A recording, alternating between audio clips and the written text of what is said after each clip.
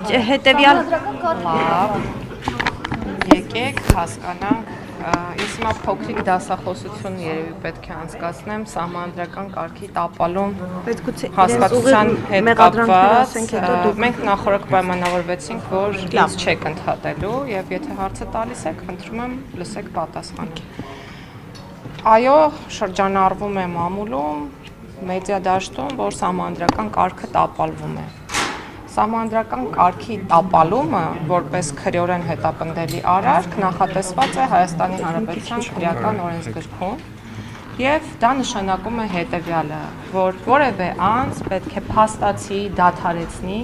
սահմանադրության կոնկրետ հոդվածների գործողությունը։ Իսկ այդ կոնկրետ հոդվածները վերաբերում են հետևյալին։ Խոսքը Հայաստանի Հանրապետության ինքնիշխանության մասին է,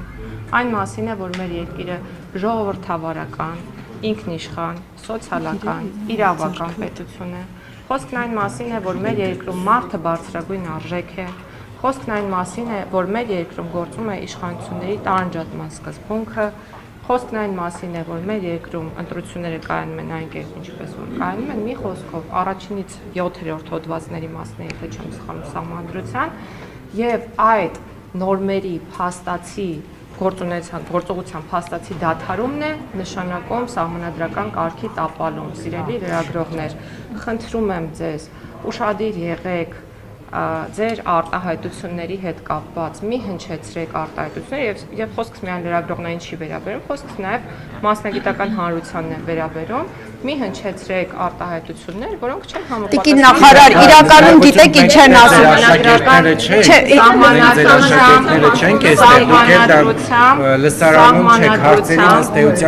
Տիկին նախարար, գիտեք ինչ են ասում, իրենք ասում են մի հատ սահմանադրությամբ այդ դասախոսությունները կարդում եք, ասում եք մարդը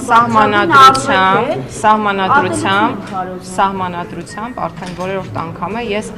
մեմերի կերպար եմ դառնում ձեր պատճառով, որովհետև ստիպված եմ անընդհատ ինչ-որ տարօրինակ ռեակցիաներ տալ ձեր իրականում շատ տարօրինակ եւ անհարգալից պահվածքին։ Եթե դուք ինձ հրավիրում եք հարցազրույցի, բարի եղեք, լսեք այն, ինչ ես կարող եմ մի հարց տալ։ Ոչ, որովհետև ես միտքս չեմ ավարտել։ Լավ, ավարտեք։ Սահմանադրությամբ, երբ որևէ մարմնի մասին կամ անձի այդ թվում եւ իրավաբանական, ընդ որում եկեղեցին իրավաբանական անձ է,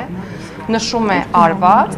դրա մասին խոսելը երբևէ որևէ պարագայում չի կարող մեկնաբանվել որպես սահմանադրական կարգի տապալում, հարգելի լրագրողներ, խնդրում եմ իրավական տերմինաբանություն օգտագործելիս բարի եղեք, բացեք տապալում չէ, տիկին նախարար, ես կարող եմ հարցնել, ասում են ոչ թե տապալում, նաև արդեն ես չեմ երևում։ Մասնագետները կան, որ պնդում են ոչ թե լավ, ես չեմ Երբ որ հարցը, այսինքն խոսքը հակասահմանադրական գործողությունների մասինն է, տիկին նախարար։ Օրինակ 17-18-րդ հոդվածներին հղում անելով, մասնագետները պնդում են, որ հակասահմանադրական անել ինչ է նշանակում սահմանադրության կարգավորումներին հակասող, շրջանցելով այն արգելքները գործողության հասկացությունը, հակաիրավական գործողությունները լինում են երկու տեսակի՝ զանցանք եւ հանցանք։ Եվ իհարկե լինում են այլ իրավախախտումներ, որոնք ենթակա են քաղաքացիական պատասխանատվության, եթե կա սահմանված կարգով ընդունված դատական ակտ։ Պետությունը եկեղեցու գործերին միջամտելու իրավունք ունի, տիկին նախարար։ Եկեղեցու գործերին միջամտելու իրավունք ով ունի։ Պետությունը ունի, հարցնում եմ։ Եկեք հարցը հետևյալ համատեքստում դիտարկենք։ Եկեղեցին սահմանադրական մարմին է թե ոչ։ Այս հարցը ոչ, մարմին չէ։ Եկեղեցին սահմանադրական մարմին